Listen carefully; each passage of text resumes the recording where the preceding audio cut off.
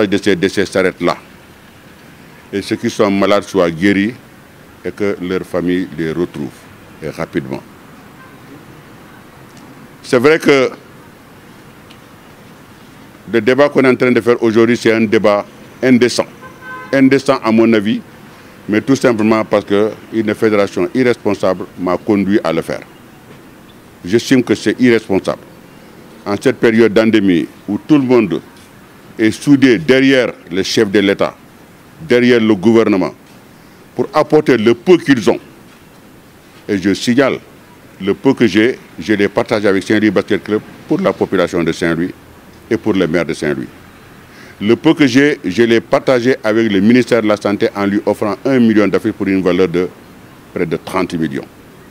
Et je continue toujours dans ma lancée la semaine prochaine pour apporter un concours aux 2 hôpitaux où il y a plus de malades internés du Covid-19, c'est-à-dire que l'hôpital de Fann avec le professeur Seydi et l'hôpital CTO. Je pense que c'est là où les Sénégalais nous attendent, mais pas rentrer dans une guerre larvée de sanctions qui n'a ni tête ni queue. D'ailleurs, mon bureau va démonter, le bureau de Saint-Louis Basket Club va démonter pièce par pièce, parce qu'il y a beaucoup d'incohérences, c'est truffé d'erreurs, c'est truffé à la limite même je pourrais dire de magouille, parce qu'on a voulu absolument sanctionner quelqu'un qui dérange. Mais moi, je ne dérange pas en fait. On m'accuse que moi j'insulte les gens, je les ai entendus dans les radios que j'insulte, mais je n'insulte personne. J'ai demandé des comptes, vous recevez de l'argent public, mais nous sommes des acteurs du basket, nous voulons avoir des comptes de cet argent que vous avez utilisé. C'est aussi simple que ça. Parce que moi, quand j'étais à la tête de ce basket-là, j'attendais même pas qu'on me pose la question, et bien je rendais compte immédiatement pour que les membres de mon bureau soient au courant un peu de l'argent que je reçois et comment cet argent est distribué. Alors, donc on m'a accusé de tous les noms d'oiseaux et on me réclame aussi de ma gestion. Ma gestion, que j'aurais reçu 50 millions de watts, que j'ai reçu 50 millions pour aller aussi à l'Afro-Basket, cela fait un total de 100 millions. Eh bien, je balaye tout ça d'un revers de main.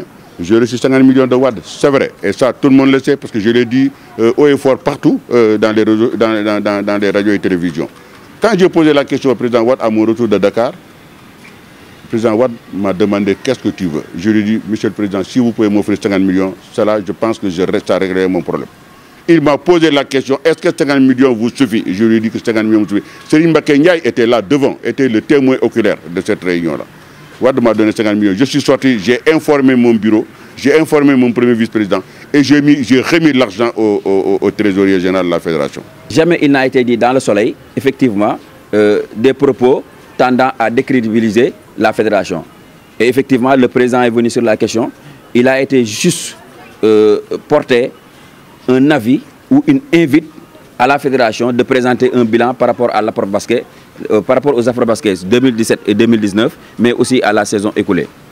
Vous permettrez aussi de revenir un peu sur la référence particulière et centrale de cette décision qui est l'article 74. Nous nous sommes rendus compte que dans ce PV, le bureau fédéral a fait une interprétation grave et dangereuse de l'article 74.